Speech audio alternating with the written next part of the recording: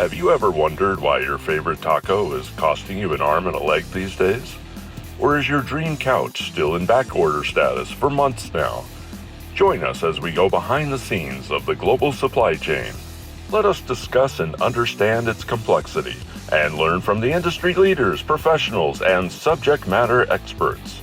Expect in-depth analysis and genuine conversations about the major issues affecting the supply chain today. Welcome to Supply Chain Demystified.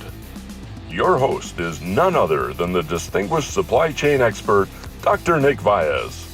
Professor Valles is the Academic Director of USC Marshall Global Supply Chain Management and Founding Executive Director of USC Marshall Randall R. Kendrick Global Supply Chain Institute.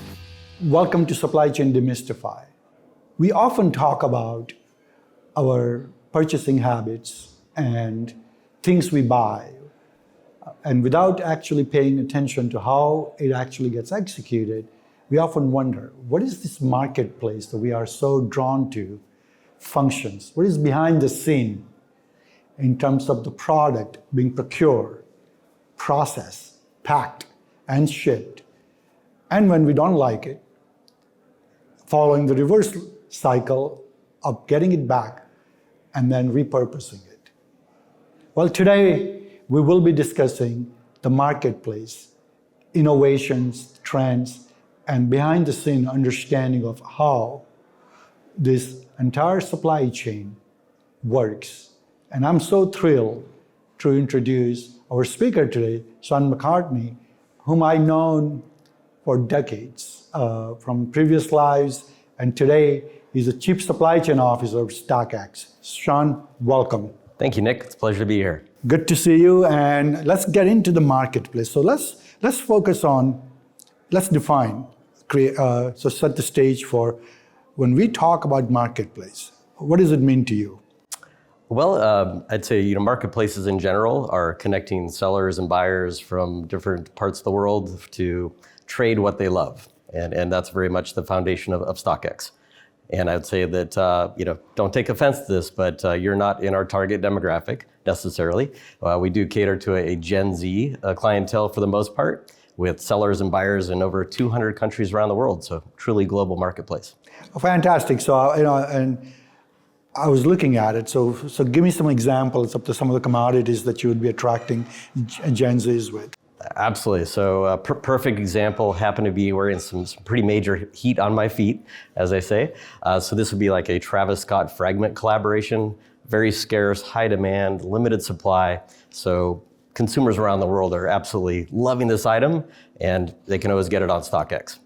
Okay, so you have a niche that you've accomplished where you're not just commoditizing the marketplace, but you have a very specific product that you cater to. It's certainly skewed towards the current culture, what's popular with Gen Zs. About 60% of our consumers are below the age of 35. So, but it also is quite diverse. So we started in sneakers. So what books were to Amazon, sneakers are to StockX. Of course, we've diversified into apparel, electronics, collectibles. So pretty much anything that people love is available on StockX. So we talked about the marketplace. So tell us the front of it before we go behind the scene of the supply chain of this marketplace. Give me sort of a landscape on the front end. Sure. So as something quite unique to our marketplace, we've actually modeled and emulated it with the, most iconic marketplace of all times, the stock market. So we actually act very much like that with bids and asks. And really it takes what I'd say the real demand and supply matching to the real price the consumers want to pay. So that's one unique feature on the front end. And then I would say that translates to a secondary feature on the back end. So you can imagine with sellers and buyers around the world not knowing each other, not trusting each other.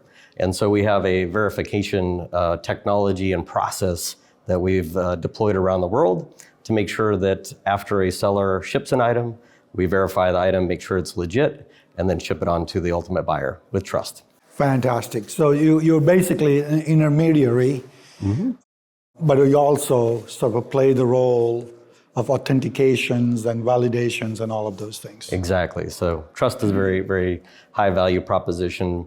And it's actually fascinating as a supply chain practitioner, having been a retailer, having been a brand, and even working for a global sourcing organization with Li and Feng, you get these different vantage points. Our model is essentially the front end of the supply chain replicates or emulates reverse logistics. So you think about all of the sellers around the world are shipping individual items into these verification centers. After that value-added service of verification, it's replicating e-commerce final mile, getting to the ultimate consumer. Let's talk about the StockX. When we talk about the marketplace, there are numerous marketplaces, right? This where buyers and sellers, the supply and demand is being matched and managed. What differentiates StockX?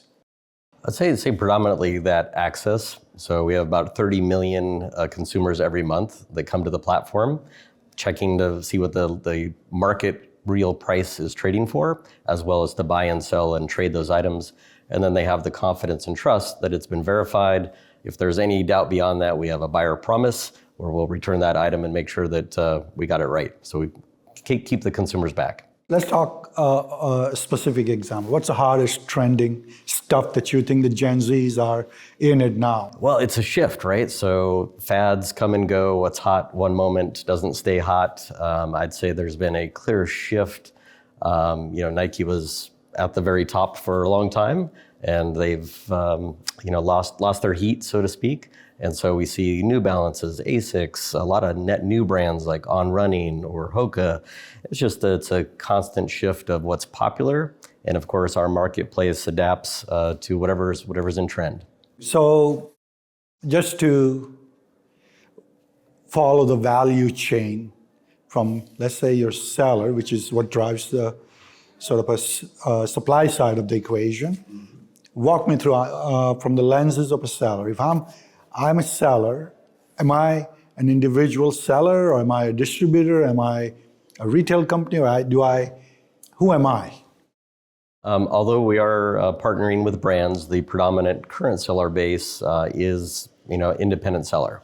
And so they're acquiring supply from different sources.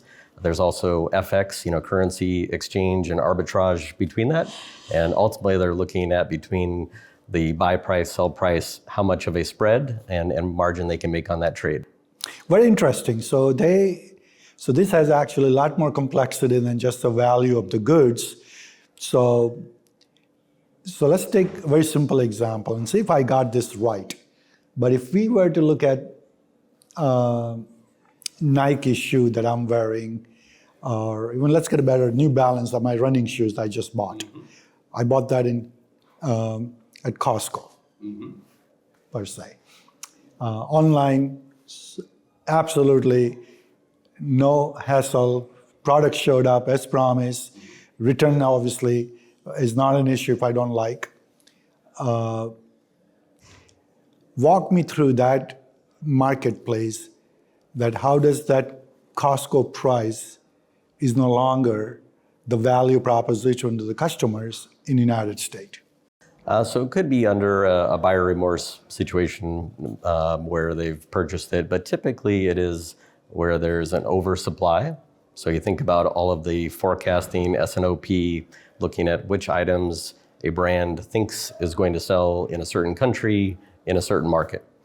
So when that inventory surplus needs a path to liquidate or in a channel, a marketplace like ours would be a good fit for that, where they could sell it potentially 5% below MSRP. Could be a currency or a customs and duties FX opportunity to ultimately create a value for another buyer in another country. Very good. So I think it's basically they're taking advantage of some of the fluctuations in the price points and the currencies and even the supply and demand side, and then that's how you play the role, basically. Right, and even the example that I started with on the Travis Scotts, that's such a scarce, rare item that I think MSRP was, maybe get this wrong, 250 or 300 US dollars. In the US right now, they're probably trading for about $2,000. So it's not just the price point below, but actually many times it's above that manufacturer suggested retail. So that's multiple times. So you actually are taking advantage of that imbalance of supply and demand and scarcity of the product, and that sort of plays into that marketplace. Exactly, and in building out a global network that can tap into supply and demand around the world. Fantastic. So you as a chief supply chain officer for StockX, you have sellers across the world. You said 30 million consumers are on a monthly basis are here. So you're dealing with one shipment at a time, coming from one place at a time, consolidating and all the way through. So let's demystify the supply chain, so to speak. Sure. So you're largely correct in that. However, as economies of scale occur throughout the supply chain, and I would say supply chain 1.0 for StockX was just as you described. It was one seller, one parcel shipment coming into a verification center and then onto the buyer. As sellers built businesses and became really good at this, we have actually a great story. A university student in Oregon, he became a millionaire selling on StockX. He was able to aggregate supply, sell a lot of products on our platform. But as that happened, we had opportunities to optimize, as we supply chain leaders do, right? So we became bulk shipping in larger formats, be able to do global freight forwarding around the world. In addition, we launched Supply Chain 2.0 at StockX, which is a express fulfillment network, because we know buyers, they want it fast and they want it predictable. So last year we launched a flex program for sellers. We aggregate all of that inventory, verify it before they list it, and then once they list it on the marketplace, as soon as a consumer hits buy, pick, pack, and ship it, really compressing that cycle time to be able to get from that transaction to the buyer. So what are you looking at it? And what's the typical cycle time between the click to ship? So that's an inherent flaw. I think one of your prep questions was along those lines, where you think about challenges to marketplaces. If you have we'll call it a trendy product starting in Tokyo, and that they only released it in Tokyo because it was unique to that market. You think about traditional air freight and travel time. It could be over a week, 10 days, 15 days, depending on customs and duties. So you think about compressing that, maybe in a worst case, 15 days, down to 2 days, 3 days, radically transform buyer experience. And of course, e-commerce, conversion rate, trailing NPS score, conversion. The whole shebang. No, that only makes sense. So this looks, although very simplistic marketplace model, and you think of each shipment as a sort of a commodity that moves through the value chain. What are the supply chain 2.0 technological advances that you have introduced? Sure. So shout out to our chief product officer in the technology space, Steven, nickname Vegas Win. So he has a patent around a all-in ask, which essentially looks at the total cost to serve and optimizes that to encourage regionalized trades. So if we have a buyer and seller, maybe in that Tokyo to US example, but oh, by the way, we have a similar item in another region, it influences the algorithms to make that trade happen, of course, saving environmental sustainability fuels as well as time to serve. And we have many other things in the pipeline with intelligent fulfillment. Very exciting, can't talk a lot about it today. In addition to going to the trust factor, some really breakthrough advances in verification technologies. So between RFID, which I can talk about, and other technologies that are in development. Let's talk about the technology. You talked about supply chain 2.0. I think the marketplace's optimization models obviously focuses on removing the friction. And I can imagine in a very dynamic environment where supply and demand fluctuations are not just localized, but globalized in your case. Absolutely. So it's a complex network that you're working with. Give me some examples of how do you manage that variability, and what is the vision for StockX to continue to fine-tune this model? Certainly. So you're spot on. The fluctuation, the variability, the complexity is quite high. And as you mentioned in your opening remarks at the Supply Chain Summit, geopolitical challenges that create automatic disruption. So where we have these nodes across our network matter. And frankly, through the pandemic, it absolutely saved us having an agile network where we could reroute items from buyers and sellers across 3 continents. So anyway, the future very much is a fast rollout of this 2.0 model, accelerating that so we could really revolutionize or at least modernize these customer experiences. From there, sky's the limit. We now have this network that can help, whether it's a traditional seller or a brand, get their products. You can imagine a lot of these up and coming brands really haven't set up their distribution channels, right? And so we have this fulfillment network around the world, and we've got the consumer base that they're targeting. It's very exciting.